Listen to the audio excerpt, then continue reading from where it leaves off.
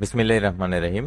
প্রাথমিকের দ্বিতীয় ধাপের চূড়ান্ত ফল কবে জানালো মন্ত্রণালয়? আমি এখন রয়েছি দ্য ডেইলি ক্যাম্পাসের ওয়েবসাইটে। প্রকাশিত হয়েছে খবরটা ৫ মে ২০২৪ ১১টা ৩২ AM। সঙ্গে থাকুন, বিস্তারিত জানাচ্ছি।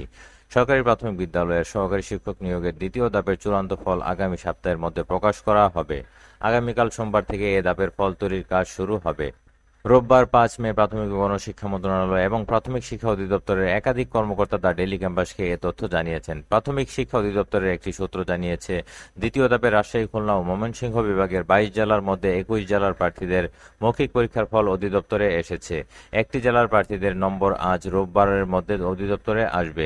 এরপর ফলগুলো বাংলাদেশ প্রকৌশল বিশ্ববিদ্যালয়ের কাছে হস্তান্তর করা হবে। আগামীকাল সোমবার থেকে ফলাফল তৈরির কাজ শুরু হবে। নাম প্রকাশে অনিচ্ছুক অধিদপ্তরের এক কর্মকর্তা জানান, আগামীকাল সোমবার থেকে ফল তৈরির কাজ শুরু হলে ৭ দিন সময় লাগবে ফল তৈরি করতে।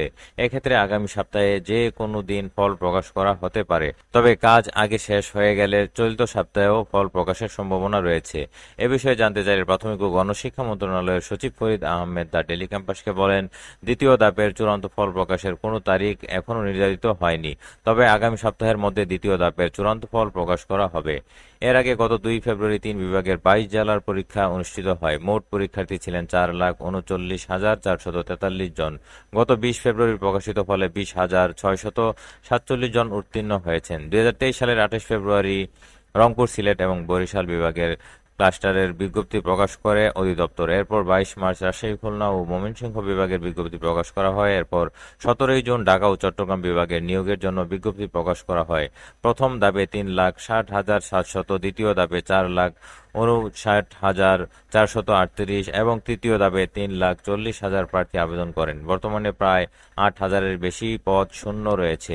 এ পর্যন্ত ডেইলি ক্যাম্পাসের সংবাদটা শেষ। পরবর্তী আপডেট পেতে এবং আপনার ফলাফলটা যখন প্রকাশ হবে আমি অবশ্যই এই চ্যানেলে আপলোড করব। আপনারা চ্যানেলটি সাবস্ক্রাইব করে সঙ্গে থাকুন। বিদায় নিচ্ছি। আল্লাহ হাফেজ।